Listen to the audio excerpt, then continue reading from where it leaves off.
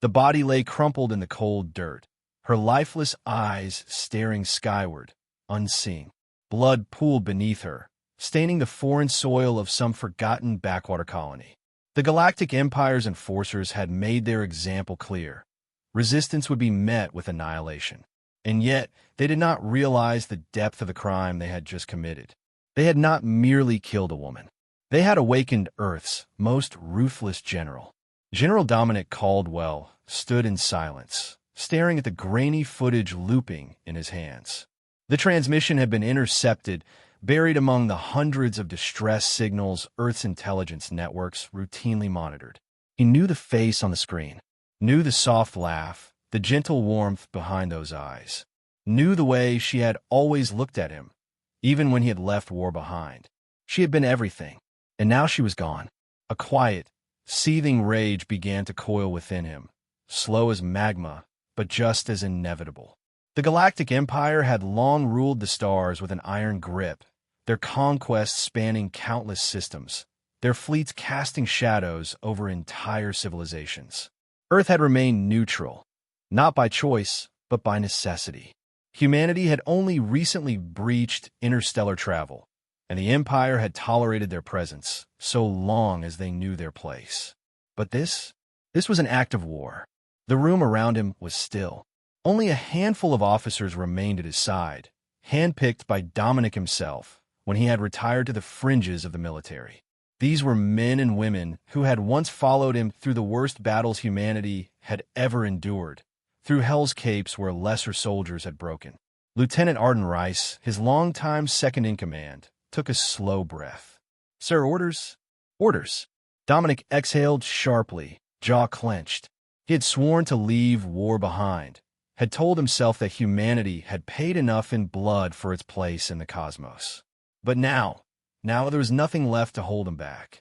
He turned to face them, his voice low but edged with steel. "We're going to make them pay." A quiet murmur rippled through the officers. They had all known it was coming, but hearing it spoken aloud sent a charge through the room. A war against the Galactic Empire, a force that had never been truly challenged. An empire that thought humanity was insignificant. Dominic knew better. He had seen what humanity could do when pushed to the edge. He had seen them defy impossible odds before, had led them through battles that should have never been won. And he would do it again. Earth's leaders would never approve. The politicians would balk at the idea of open war, would seek diplomacy, negotiations, appeasement. They would not act, which meant Dominic had to. Their first target was the colony itself. New Canaan had been nothing more than a farming outpost on the fringes of known space, a settlement deemed insignificant in the grand scheme of the Empire's rule. Its people had resisted imperial taxation. They had hoped that their cries for help would reach Earth. Instead, they had been silenced. By the time Dominic's forces arrived, the colony was already smoldering ruins. It was a graveyard. His boots crunched against the scorched earth as he walked through the remains of what had once been homes, schools, lives. The air still carried the acrid scent of burning metal and flesh. Rice walked beside him, silent, but the tension in his stance spoke volumes. "Survivors?" Dominic finally asked. "Scattered," Rice replied grimly. "Some fled into the wilderness before the execution squads arrived. We're tracking them now." Dominic gave a curt nod. Good. They could still be saved. But this was not about rescue. This was about making a statement. He turned his gaze toward the Imperial outpost that loomed beyond the wreckage. A single garrison remained stationed there, no doubt considering their work here done. The Empire was arrogant. They always were. They did not expect retribution. That was their first mistake. Dominic reached for his comm, send a message. Within moments, his fleet descended from the sky. A warship repurposed from Earth's dwindling defense forces, its weapons primed and locked onto the Imperial outpost. The soldiers inside likely believed themselves untouchable. They would learn otherwise. The first barrage of fire erupted, sending shockwaves through the ground as the garrison's defenses were reduced to rubble.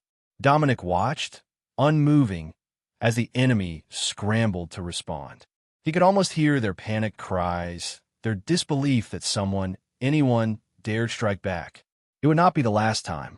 As the battle raged, as Earth's forces stormed the outpost, Dominic allowed himself a moment of stillness. His fingers curled into fists, the rage within him unquenched. This was only the beginning. The Empire had taken everything from him. Now, he would take everything from them. The message had spread like wildfire. The assassination of Dr. Eleanor Graves had not merely been a political move. It had been a declaration of war against humanity. And humanity, as history had proven time and again, did not take such declarations lightly. In the underground war room beneath the Arctic Bastion, the last secure military installation untouched by the Galactic Empire, General Nathaniel Graves stood before a hollow map of known space, his jaw clenched like a steel vise. His mother's face was everywhere, on reports, on intercepted enemy transmissions, on the solemn eyes of every soldier standing before him. They didn't just kill her, he growled. They made an example of her. The soldiers and commanders in the room remained silent. They had all seen the broadcast. The way the Imperial Overlord had spoken of Eleanor Graves as a mere troublemaker, an irrelevant scientist. The way they had forced her to kneel before executing her on a galactic feed. They thought this would break humanity's will. They were wrong. Nathaniel turned to his second-in-command, Commander Vera Lorne. A hardened strategist, Lorne had served with him in the outer defense fleets before Earth had fallen. Now, she was one of the last minds he could trust. "What's our status?" he asked. Lorne swiped the air, changing the holo display. "Our remaining fleets are in hiding across the Proximus sector. 3 dreadnoughts, 7 cruisers, and a scattering of smaller ships. We have a network of resistance cells on occupied colonies.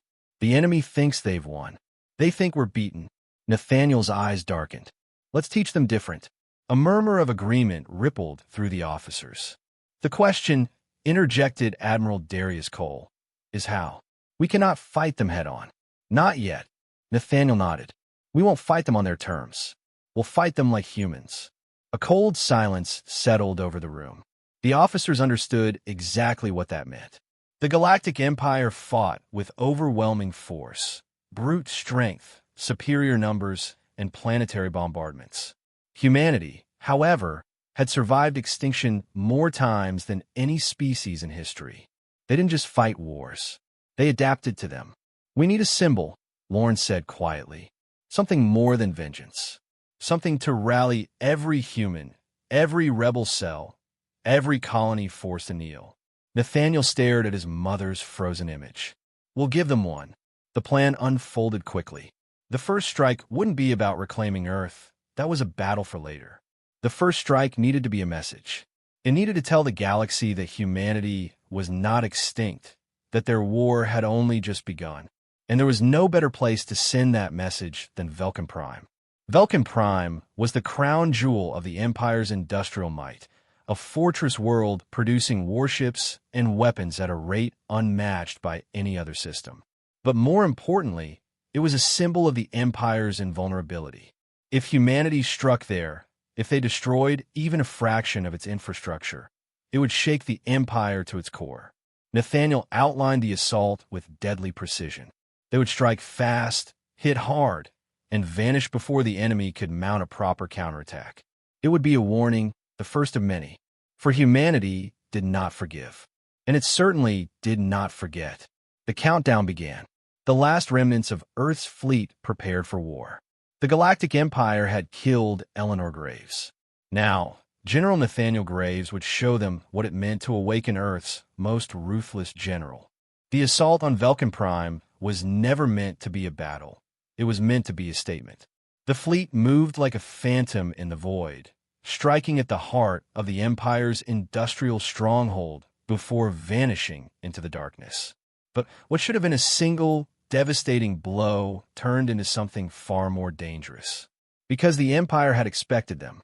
Nathaniel Graves stood on the bridge of the Warhound, eyes locked onto the tactical readout. "They knew we were coming," he muttered, watching enemy signatures bloom across the holomap. Dozens of Imperial battleships had emerged from subspace, forming an impenetrable blockade around Vulcan Prime. "They baited us," Commander Vera Lorne hissed. Nathaniel exhaled slowly. He had underestimated them. The Empire had learned, adapted, just as he had. But it was too late to turn back now. Orders, General? Admiral Cole asked, his voice betraying no fear. Nathaniel's mind raced. Retreat was suicide. Standing and fighting was worse. The only way out was through. We're not leaving empty-handed, he said. Lorne, execute the contingency plan. Lorne's fingers danced across the console, sending out the encrypted signal. Across Vulcan Prime's surface, hidden saboteurs, resistance fighters who had infiltrated the planet months ago, received their orders. Explosions erupted across shipyards, refineries, and supply depots. Fires raged in industrial sectors. Humanity's vengeance had begun, but the trap was still closing. Enemy fleet closing in. Nathaniel's mind worked at an impossible speed. The Empire had brought overwhelming force. Why? They should have considered humanity a minor nuisance, not a worthy adversary. Unless. The answer came seconds later. A new transmission appeared on the holo display. A figure materialized in front of him, tall and draped in royal war armor. Imperial Overlord Saraxis himself. Nathaniel Graves. The alien's voice was smooth, arrogant. You have made a grave mistake. Nathaniel didn't flinch. So have you. Saraxis let out a dry chuckle. You believe your pathetic rebellion means anything? That your mother's death will be avenged? The Overlord leaned forward. She was nothing. You're nothing. Humanity is already dead. Nathaniel met his gaze with ice-cold resolve. We're still here. A moment of silence stretched between them. Then Saraxis smiled. Not for long. The transmission cut off. The enemy fleet began to move. Vulcan Prime's defenses were activating. Massive orbital railguns and planetary shield systems coming online. Nathaniel had minutes, maybe less, to make a decision. Then Lorne gasped. Sir, new energy signatures detected. Below us. Nathaniel's eyes flicked to the display. Something was rising from Vulcan Prime's surface. Not Imperial ships. Not standard defenses. Something older. And that was when he realized the true nature of the trap. The Empire had never intended to simply ambush them. They had used Vulcan Prime as a lure because something far more dangerous was buried beneath it. Ancient war machines, long-forgotten weapons of civilization that had once ruled the stars before vanishing into myth. And now, thanks to humanity's attack, the Empire had reawakened them. Massive constructs of metal and energy surged from the depths, their ancient cores burning with unknown power. The Galactic Empire had just gained an army that had been dormant for millennia, and humanity had nowhere to run. Nathaniel's jaw clenched. The trap had been perfect, but the Empire had forgotten one thing. They were not the only ones who could take advantage of chaos. New orders, he said, his voice sharp. We are not retreating. Lorne hesitated. Sir, Nathaniel turned, his expression unreadable. We're going to steal their new army. And with that, the battle for Vulcan Prime truly began. From Saraxis was an attempt to crush that defiance under an iron fist. Outside the ancient war machine's core chamber, the battle raged on. Commander Vera Lorne and her team had secured the main control room, but Imperial reinforcements were relentless. Plasma bolts and kinetic rounds whizzed through the air as Lorne's soldiers held their ground behind hastily erected barricades of fallen debris and ruined consoles. The Imperial forces, clad in crimson battle armor, moved with precision, their elite training evident in their coordinated assaults. Lorne, I need more time. Nathaniel's voice crackled through the comms. He ducked under a vicious swing from Saraxis's blade, barely missing a decapitating strike. The Overlord pressed forward, his movements fueled by a cold fury. If you got any last tricks, now's the time. Lorne gritted her teeth and reloaded her rifle. We're doing our best, but these bastards won't let up. She turned to a nearby technician, who was frantically working on bypassing the final security lock of the war machine's primary systems. How long? The clash between Nathaniel Graves and Imperial Overlord Saraxis reached a fevered pitch as sparks flew from the clashing of energy blades. The battle was not just between two warriors, but between two ideologies, freedom and domination, resilience and tyranny. Every strike Nathaniel delivered was a defiance of the Empire's rule, and every counter. "Just a few more seconds," the technician shouted back, sweat dripping from his brow. Seconds they didn't have. An explosion rocked the chamber, sending Lorne sprawling. She barely had time to roll behind cover before a squad of Imperial enforcers breached the door, their weapons blazing. The room became a hellstorm of suppressive fire and counterattacks. "Hold the line," she roared, rallying her troops. Meanwhile, Nathaniel and Syraxis continued their deadly duel. The Overlord was fast, far faster than any human should be. Enhanced reflexes and strength, likely a product of Imperial augmentation, made him a near-perfect killing machine. Nathaniel, battle-hardened but human, relied on sheer determination and instinct. He anticipated Syraxis's next move, sidestepping just as the Overlord lunged with a brutal stab. Nathaniel twisted his body, bringing his plasma blade up in a vicious arc. The strike connected, slicing through the Overlord's shoulder armor. Sparks and synthetic fluids erupted from the wound, and for the first time, Syraxis faltered. A grim satisfaction bloomed in Nathaniel's chest, but he knew better than to celebrate too soon. "Impressive," Syraxis growled, his voice laced with both pain and rage. "But not enough." Within human speed, he retaliated, landing a devastating kick to Nathaniel's ribs. The impact sent him crashing against a shattered console. Pain lanced through his body, but he forced himself to his feet, shaking off the disorientation. "Lorne," he shouted, his voice raw. "Now!" At that moment, the technician at Lorne's side slammed his fist against the console. "We're in. Control transferred." The entire war machine groaned as its systems fully activated. Ancient energy conduits flared to life, and the ground beneath them trembled. A deep, resonant hum filled the air, a sound that signaled a shift in power. Outside, Imperial ships began to scramble as the war machine's defense systems locked onto them. Lorne wasted no time. "Fire everything!" From the depths of the war machine, massive cannons emerged, their barrels glowing with untapped energy. The first barrage erupted skyward, streaking toward the Imperial fleet. In mere seconds, enemy vessels were reduced to burning husks, their shields crumbling under the sheer force of the attack. Explosions lit up the darkened sky as Imperial forces were thrown into disarray. Nathaniel saw the change reflected in Syraxis's eyes. The Overlord's arrogance wavered, replaced by something that looked almost like doubt. "Looks like your empire isn't as invincible as you thought," Nathaniel said, blood dripping from a cut on his forehead. Syraxis's expression hardened. "This isn't over." "No," Nathaniel agreed, gripping his weapon tighter. "But for you it's about to be." With the war machine fully operational and the tide turning, Nathaniel launched himself forward, prepared to end the Overlord's reign once and for all.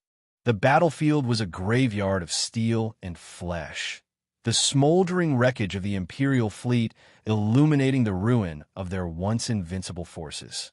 General Marcus Kane stood at the heart of it, his armor streaked with the blood of men and monsters alike. His forces had torn through the Empire's ranks like a storm, but the fight wasn't over yet. The Imperial flagship, Vermithar, still loomed overhead, its orbital cannons silent but watching. The Emperor himself was aboard, and Kane knew that was where this war would be decided. His command ship, Retribution, hovered nearby, its hull scarred but intact. He marched aboard, his boots heavy against the steel floor. His officers saluted, their faces hardened with exhaustion and victory. "We've breached their defenses," Captain Rao reported, her voice steady despite the chaos around them. "The Emperor's guards are making their last stand." Kane nodded.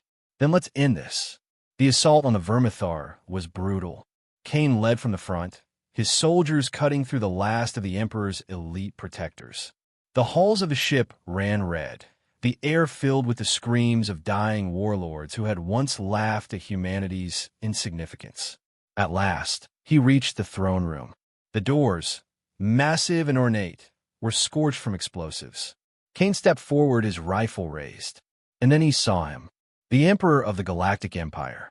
a being of impossible age, his form a fusion of flesh and machine, his robes woven with the stars themselves.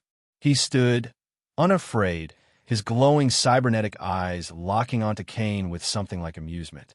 "You've come far, General," the Emperor said, his voice smooth as oil. "But tell me, do you truly believe humanity is ready to rule?" Kane didn't answer. He simply raised his weapon and fired. The Emperor moved faster than any creature his size should have been able to. He crossed the distance in a blink, his blade singing as it met Kane's rifle, cutting it in two. Sparks flew, and Kane barely dodged the follow-up strike. The duel began. The Emperor was a master of war, his blade an extension of his will. Kane fought with raw power and relentless efficiency. They clashed in a storm of steel and energy, each strike sending shockwaves through the chamber. But Kane was not alone. Through his earpiece, Captain Rao's voice crackled. "General, we've overridden the ship's core. The Vermithar is ours." Kane grinned. "Then burn it down." The Emperor's eyes widened. For the first time in centuries, fear flickered across his face. Explosions erupted throughout the ship. The mighty Vermithar, symbol of imperial rule, was falling. Kane seized the moment, driving his blade deep into the Emperor's chest. The old warlord gasped, blood, black and metallic, spilling from his lips. "You are everything I feared," the Emperor whispered. Kane leaned in, his voice a growl. "And you are nothing." With one final twist of his blade, the Emperor fell. The war was over. But the legend of Marcus Kane was only beginning. The fall of the Vermithar sent shockwaves across the galaxy. The once empire was now leaderless, its fleets in ruins, its dominion shattered. Worlds that had lived in fear for centuries looked to the stars and saw something they had never dared hope for: freedom. Marcus Kane stood aboard the Retribution, gazing out at the debris field where the Empire's greatest warship had once loomed. The Emperor was dead, his forces scattered. But the war wasn't truly over. A transmission came through. Captain Rao's voice carried a mixture of victory and unease. "General, we're receiving messages from across the Empire. Some warlords are surrendering. Others are rallying their fleets, refusing to acknowledge the Emperor's death." Kane exhaled slowly. "They'll fall in line, or they'll burn." The crew exchanged glances. They had followed Kane into hell and back, but now the question loomed. What came next? Across the galaxy, the legend of Earth's wrath spread. Some feared it. Others worshipped it. On conquered worlds, the name of Marcus Kane was spoken in hushed tones. The human who had destroyed an empire, the warrior who had avenged a single life with the blood of millions. Some called him a liberator. Others, a conqueror. Alien rulers, once unchallenged, now trembled at the thought of humanity's fury. Some sought alliances, desperate to avoid Kane's wrath.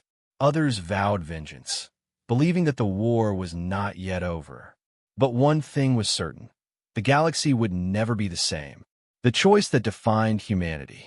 Kane stood in the war room, surrounded by his officers. The question hung in the air like a storm. "The Empire is broken," Rao said, "but it isn't gone. We have the power to replace it." Kane looked at the star map, his eyes dark with thought. Humanity had never sought to rule the stars. But now, the stars lay before them, waiting for a new master. Would they build an empire of their own? Or would they step back, leaving the galaxy to its fate? Kane closed his eyes.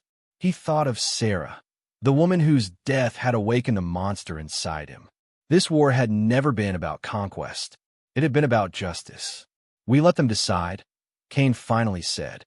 "Each world chooses its own fate. We are not their rulers." Rao nodded, but she knew the truth.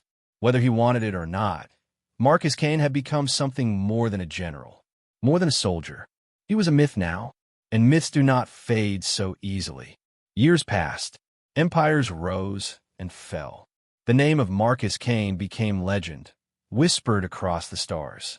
Some said he vanished, returning to Earth to live in peace. Others believed he still watched from the shadows, ready to strike if the galaxy ever forgot the cost of its cruelty. But one thing remained, a phrase carved into the ruins of 1,000 battlefields. written in the histories of 100 species. A warning, a promise, a legend. Human, don't stop.